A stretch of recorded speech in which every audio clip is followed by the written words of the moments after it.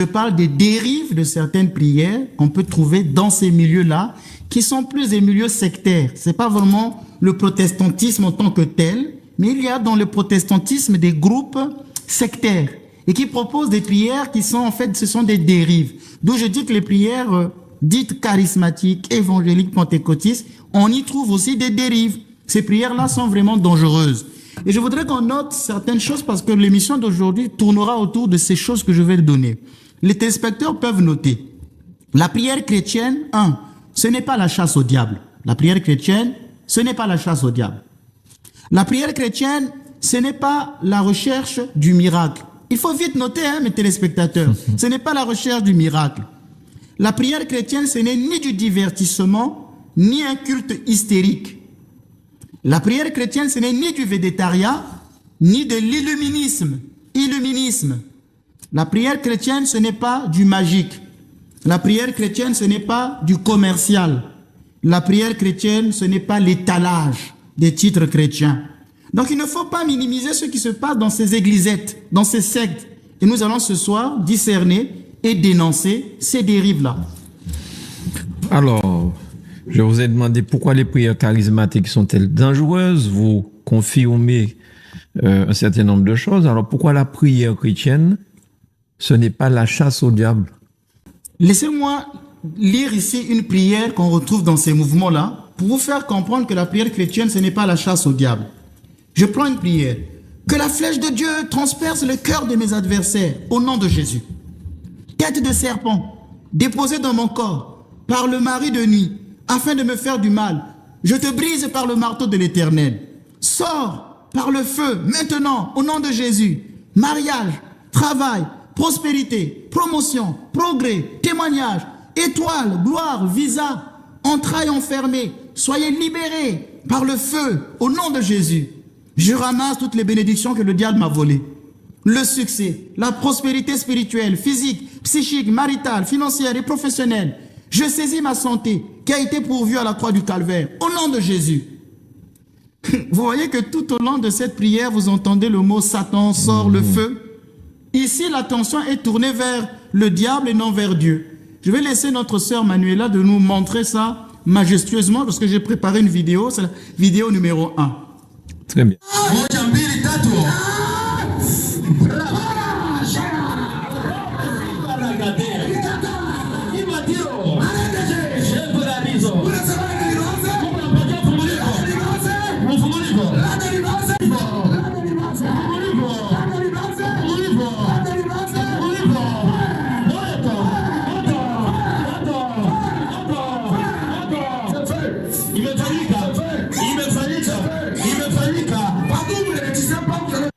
Alors, vous avez vu que ça me fait un peu parfois rire.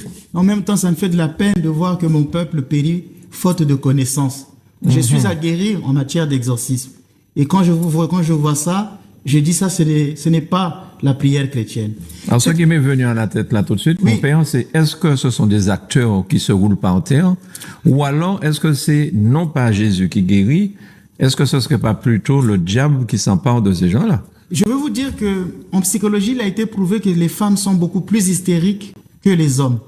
La plupart de ces femmes qui tombent parce qu'elles subissent un effet de leur hystérie. Ça n'a rien à voir avec le diable. Alors, les leaders dans ces prières chassent le démon. Démon de la maladie, démon du célibat, démon de la pauvreté. Sortez au nom de Jésus. Mais les maladies, le manque d'emploi, le célibat, la pauvreté, ne trient pas les personnes pour les frapper. Faut-il donc conclure que toutes ces personnes sont vraiment envoûtées par le diable? Les charlatans de la foi, par un excès de prophétisme religieux, vont faire des révélations pour expliquer toutes les maladies et blocages comme étant des envoûtements. Ces personnes-là, vous les allez remarquer, elles sont plus en Afrique. La situation de l'Afrique fait que beaucoup de personnes n'ont pas de boulot. C'est parfois lié à des entreprises qui ferment à cause de la corruption. Et vous allez voir des gens qui vont réellement croire qu'ils ont le démon de la pauvreté parce que c'est le diable. Pourquoi donc en Europe n'y a-t-il pas ces démons aussi de la pauvreté? Vous allez voir que ces femmes-là ne sont pas mariées. Déjà, le problème de la dot en Afrique fait que beaucoup de gens ne se marient pas parce que la dot est chère. On va leur faire croire que vous avez le démon du célibat. les victimes ne peuvent plus voir la réalité en face. Et ils vont s'approprier des solutions faciles. Simplement la délivrance au nom de Jésus, Satan sort des solutions faciles jusqu'à être dépouillés de leur économie. Parce qu'après on parlera du commerce, de leur économie et même pire de leur dignité. Quel est ce Dieu qui ne respecte pas le corps humain et qui les fracasse comme ça au sol et qui les jette? Pourquoi ces mêmes prières n'agissent pas? Excusez-moi, je vais être dur. Ces mêmes prières ne devraient pas agir sur des chefs d'État qui parfois volent et que Dieu ne pourrait pas les frapper. Pourquoi des pauvres mamans doivent être fracassées comme ça au sol? J'aurais bien voulu que ce soit ces chefs d'État qui volent, qui pillent, qui tuent pour être fracassés, qui tombent. Il y a 2 poids, 2 mesures. Des femmes sont accusées parfois de porter un masque de vieillesse. On dit que vous avez un masque de vieillesse. C'est une sorte de maléfice qui les empêche des temps de se marier. Alors que le problème est beaucoup plus profond que cette simple étiologie. Il peut avoir l'attitude de la femme. Vous savez qu'on dit que ton attitude détermine ton altitude. Peut-être qu'elle se comporte mal. Peut-être qu'elle a visé haut et qu'elle est victime de ce célibat. Mais ici en Martinique, il y a beaucoup de femmes qui sont célibataires. Il faut savoir pourquoi. Est-ce qu'on va dire donc ces femmes-là ont reçu un démon du célibat? Un jeune homme qui a un diplôme universitaire, qui n'obtient pas du travail, est déclaré maudit. Alors que sa difficulté vient de la mauvaise gouvernance du pays, qui fait que les investisseurs, les chefs d'entreprise quittent le pays. Il y aura un taux de chômage élevé. Et toutes ces prières, on va dire directement le diable. Comment toute une prière se déroule qu'en disant Satan, Satan, Satan, Satan?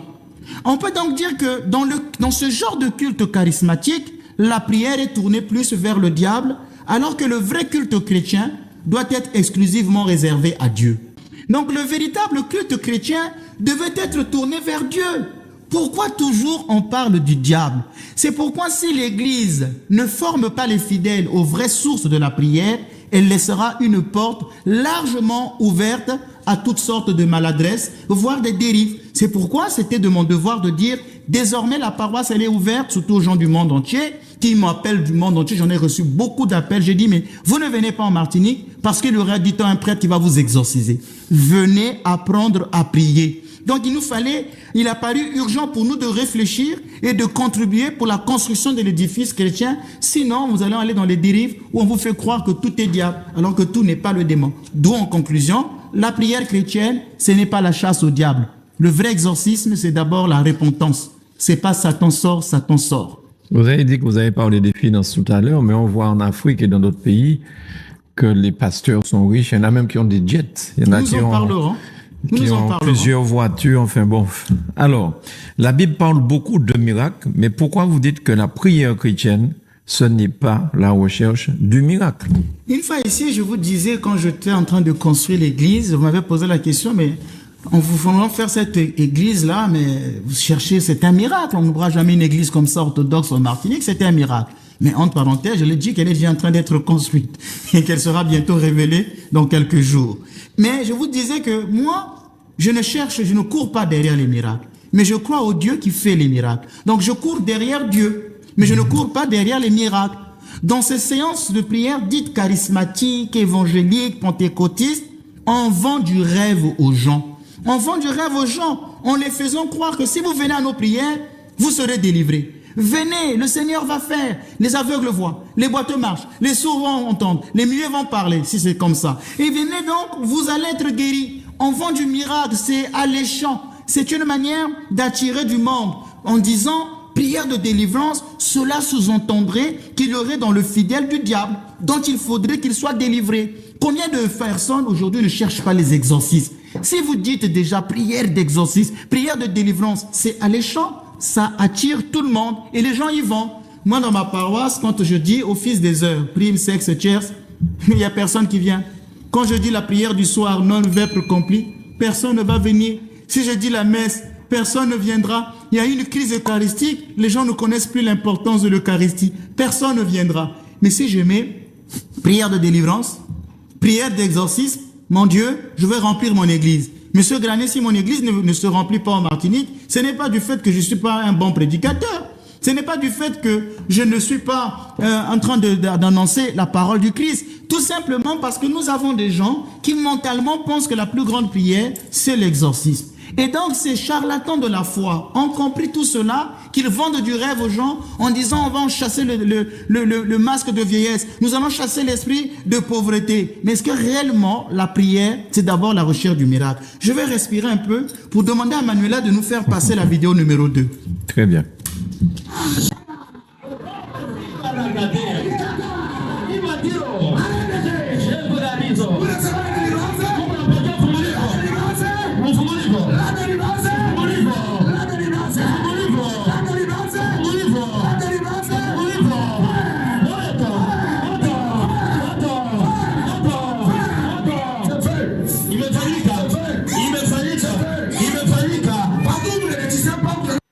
Alors, les femmes souffrent d'hystérie. Ça a été prouvé par en psychiatrie que l'hystérie, c'est le propre des femmes. C'est généralement moins pour les hommes. Et donc, dans ces prières, vous allez voir que la plupart des gens qui tombent, ce sont des femmes. Si vous voyez des hommes, parfois, ils jouent un jeu théâtral parce qu'ils se sont entendus avec le pasteur, généralement. Et quand on est dans une ambiance comme ça, on risque de faire ce qu'on appelle en psychologie une dissociation latente de la personnalité. Tellement que le monsieur est en train de dire en boucle les mêmes paroles, que la personne qui le reçoit croit être dans cet état aussi d'envoûtement. Et finalement, il y aura un lâcher-prise au niveau psychologique et les gens vont se mettre à tomber. Ce sont des techniques que nous connaissons. Mais nous, comme on est l'église, nous sommes des prêtres, on ne manipule pas les gens. Le prêtre ne peut pas manipuler. Ces gens-là n'ont pas de scrupules. Ils ont étudié toute la psychologie humaine, ils savent comment les manipuler. C'est de la manipulation. Je vais vous dire, quand j'étais au grand séminaire catholique dans les années 2001, j'avais constaté quelque chose. J'étais enfant de chœur dans une paroisse catholique dans les années 97. Il y avait un prêtre qui était là, qui est devenu un ami à moi. C'était un ami de ma maman, ce prêtre est à Strasbourg. Il était réputé pratiquer l'exorcisme. Je voyais des dames qui venaient là et qui tombaient à ses prières. Ok. En 97, ce prêtre est parti. En 98, un autre prêtre catholique est arrivé. Lui aussi faisait les mêmes choses.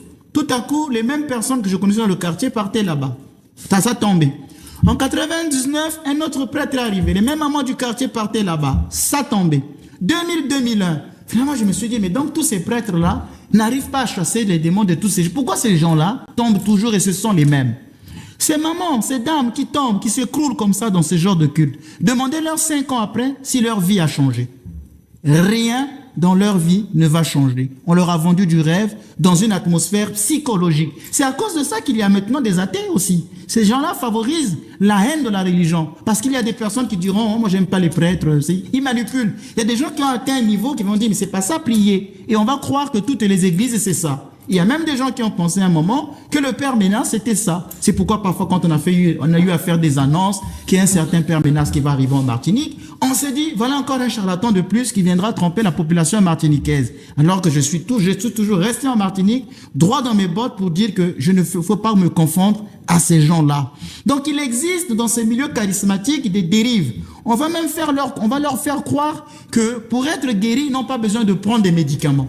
Depuis quand Dieu interdit les médicaments? Ah non, mais ça, ce n'est pas une maladie de l'hôpital, hein? C'est une maladie de l'esprit. Donc, il ne faut pas prendre les médicaments. Mais je voudrais vous dire que Dieu guérit à travers le médicament et non à côté du médicament. Dieu guérit à travers le médicament et non à côté du médicament. Donc, il existe ces croyances-là. Il y a des gens dans ces milieux qui vont faire ce qu'on appelle des paroles de connaissance. Dans cette assemblée, il y a quelqu'un qui est en train de guérir, par exemple, du cancer. C'est vrai. Mais quand vous avez une assemblée de 500 personnes, n'y a-t-il pas même une personne qui a le cancer? Il faut aller de manière précise. La parole de connaissance, elle existe. Mais il faut qu'elle aille de manière précise. Par exemple, je vous ai donné un témoignage ici. Je disais que je parlais avec un mort. Elle m'a dit, je suis martiniquaise. Elle donne le lieu, martiniquaise. Elle dit que ma sœur est dans l'assemblée. C'est précis. Elle dit que j'avais accouché d'une fille. Vous voyez qu'il y a 3 éléments où dans l'assemblée, il n'y aura pas tout le monde qui aura le même cas. Là, c'est précis. La parole de connaissance, pour qu'elle soit vraie, il faut qu'elle aille dans des précisions. Par exemple, il y a quelqu'un dans l'assemblée qui a un cancer. Ce garçon-là a fait 3 examens. Ce monsieur-là a tel âge. Il a tel genre de cancer. Là, c'est vraiment précis. Mais oui, dans l'assemblée, le Seigneur est en train de délivrer des gens qui ont des cancers. Et encore, il y a des malades qui vont croire tellement à cette parole. Il va dire, ah ben tiens, c'est moi.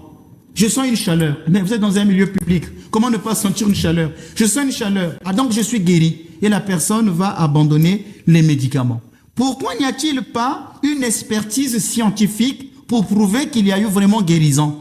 C'est ce que faisaient nos frères catholiques à Lourdes, par exemple. À Lourdes, il y a une expertise scientifique, parce que tout n'est pas miracle. Il y a des guérisons qui peuvent être l'effet de la foule. Ce sont des guérisons parfois psychologiques. Et il y a aussi beaucoup de gens qui sont dans ces assemblées-là, qui sont simplement des malades imaginaires. Un peu comme je parlais de Molière qui parlait du malade imaginaire. Donc on s'imagine des maladies, on s'imagine des choses, et on va aller là, on va dire « Ah, je suis guéri ». Moi, je me rappelle une fois ici en Martinique, j'ai reçu une dame qui avait un cancer rare.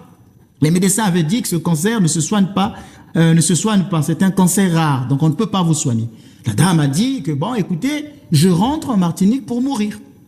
Elle est venue me trouver et je lui ai dit, je vais prier pour vous pendant 40 jours. J'ai prié pour elle pendant 40 jours. Le dernier jour, elle avait des vives douleurs. Elle souffrait. Mais je sais que c'est parfois un indice de guérison. Je lui ai fait une onction et je lui ai dit, vous pouvez repartir à Paris, faire l'examen. Elle est allée à Paris faire les examens. Elle m'a dit, le médecin a dit, je ne comprends pas, le cancer a disparu. Moi, dans mon cahier, j'ai noté, cette guérison est-elle instantanée ou le fruit d'un effet placebo? Et j'ai dit à la dame, tu ne parleras pas de ce témoignage. Tu devras rester dans ma paroisse pendant un certain temps, voire 1 année, 2 ans, jusqu'au jour où on va te déclarer être guéri totalement. Malheureusement, le curé de sa paroisse, c'est mon combat, lui avait dit, il ne faut pas donner ce témoignage, c'est le prêtre orthodoxe allait lui donner du succès en Martinique, il ne faut pas donner ce témoignage, il ne faut plus aller prier là-bas. Une fois je la vois, je lui dis, mais madame, je ne vous vois plus. Elle me dit, ah ben moi, je suis catholique, voilà, on m'a dit ceci, tout. J'ai dit, il n'y a pas de souci, je ne suis pas venu ici pour diviser les gens, je suis venu pour aider les gens. Catholique, évangélique, tout homme, je reçois. Mais c'est votre choix, il n'y a pas de souci. 4 ans après, j'apprends que la dame est morte. La dame est-elle morte de son cancer? Avait-elle été guérie totalement et qu'il y a une autre maladie? Je ne peux pas expliquer puisque je n'ai plus fait le suivi. Mais c'est pour dire que je suis prudent. J'aurais pu crier sur les toits, dans ma paroisse, il y a eu quelqu'un qui a été guéri du cancer. Regardez, Ces gens-là vont étaler des miracles comme ça, sans une expertise scientifique. Qu'est-ce qui prouve que réellement, il y a eu la guérison? Et donc, je voudrais donc dire que la vraie piété ne se ferme pas dans une vision individualiste des besoins personnels. La vraie piété n'est pas une formule magique.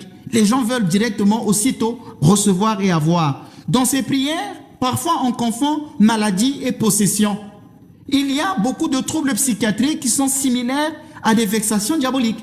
Mais dans ces prières, on confond tout. On confond souvent maladie et possession. Je vous avais dit qu'une fois ici, qu'en Martinique, j'ai reçu beaucoup de gens qui viennent me parler des troubles, j'ai des attaques. Je suis arrivé à une déduction en disant que la plupart des gens souffrent des maladies qui sont d'origine psychologique et psychiatrique. Je le dis à la télévision. Et ça m'a fait très peur en disant comment il y a autant de personnalités pathologiques sur cette île que j'ai rencontrée. Ça m'a fait peur. Et j'avais décidé de rester ici pour la sanctification de cette île parce que je ne pouvais pas abandonner les gens. C'est inquiétant. Mais je ne pouvais pas en parler, on va dire que mes traîtres de la population des malades ou quoi. Je n'ai pas voulu trop en parler, mais je le savais. Puis un jour, je rentre dans une station essence, je vois un journal qui écrit que 3 personnes sur 6 en Martinique souffrent de dépression. J'ai dit, j'avais bien vu. Donc vous voyez que la santé mentale doit être revisée sur cette île. Malheureusement, les gens vont tomber sur des charlatans de la foi, sur des manipulateurs qui vont leur faire croire monts et merveilles jusqu'à les dépouiller de leur argent en leur disant c'est le diable. C'est pourquoi je dis attention, l'exorcisme doit être une action périphérique. Pourquoi dans les cultes, on doit faire l'exorcisme dans l'église? Normalement, les exorcismes, c'est une action périphérique qui se fait dans une maison, loin de l'assemblée. Mais quand vous êtes là, il y a des gens qui sont venus prier, les gens tombent. Moi, j'étais en train de prier, tout à coup, je sors de ma prière pour regarder ce spectacle. Comment je vais être concentré dans ma prière? C'est pourquoi, quand il y a des cas comme ça, il fallait mieux les mettre dans une situation périphérique, dans un endroit éloigné de la foule. J'étais invité dans une paroisse catholique à Brazzaville. Je faisais là une prière qu'on m'avait demandé par le prêtre et les gens commençaient à tomber dans l'église. J'ai même dit au prêtre que quand je vais prier, il y a un des signes qui montrera que c'est la possession. Quand je ferai l'exsufflation, les personnes qui sont devant ne vont pas tomber. C'est ceux qui sont au fond. Le prêtre a dit comment ça? J'ai dit je vais t'expliquer plus tard. Quand j'ai fait le rituel, tous ceux qui étaient au fond sont tombés. Mais à la fin, j'ai dit soulevez-les et mettez-les dehors. On les a tous mis dehors. Et quand on les a mis dehors, ça criait. Hein? On les a tous mis dehors. Et il y a une fois, 5 minutes après, 10 minutes après, je les revois revenir. En fait, si j'avais commencé à faire Satan, les gens allaient commencer à rentrer dans ce mouvement-là. La prière n'allait jamais finir parce que c'est les réconforter dans leur état. C'est la même chose quand on a affaire à des personnes qui ont une maladie mentale. Si vous prononcez l'exorcisme, vous allez les réconforter dans leur état. Ils vont même simuler la possession démoniaque. Ils vont simuler la possession démoniaque. Je me rappelle un jour, à Brazzaville, je recevais une femme qui disait être envoûtée. Pendant que je commençais à prier pour elle, elle a commencé à faire les mêmes choses, à crier. Je lui ai dit, madame, arrêtez de singer la possession. Vous n'avez pas de démon. Allez-y à l'hôpital. Elle me dit, mais je perds menace, j'étais déjà à l'hôpital. J'ai dit, oui, mais vous n'êtes pas possédé. Allez à l'hôpital. J'ai tellement insisté qu'elle finalement, elle est allée à l'hôpital. Et à l'hôpital, on a découvert qu'elle avait une maladie qui touchait même son cerveau. Mais elle croyait avoir la possession. Vous voyez que mon peuple périt, faute de connaissance. Donc l'exorcisme en lui-même n'est pas le plus grand remède. L'exorcisme en lui-même n'est pas le plus grand remède. C'est pourquoi, dans ma paroisse, j'ai veillé à ne pas avoir ce genre de pratique d'exorcisme. Pourtant, je vous le dis, monsieur Granier, c'est mon domaine, je m'y connais. Je n'ai pas honte de le dire. Mais pourquoi le père Ménas ne pratique pas l'exorcisme dans sa paroisse? Parce que c'est faire de la paroisse un lieu propice aux superstitions, un lieu propice à un besoin spontané du merveilleux au détriment de la vraie foi. Au lieu de venir apprendre les prières, vous venez que pour les exorcismes. Au lieu d'apprendre comment prier, lutter contre ses propres passions, contre ses propres démons, on est simplement là à dire Satan, Satan, Satan. Alors que le vrai Satan, c'est soi-même. Donc la pratique de l'exorcisme peut favoriser ce genre de dérive. C'est pourquoi dans ma paroisse, je dis non. Et je dis aux gens du monde entier, vous ne venez pas prier à la paroisse orthodoxe pour subir l'exorcisme. Je dis non. Vous venez pour apprendre à prier. Et aux sources authentiques de la prière chrétienne. Professeur de le patriarche, le professeur de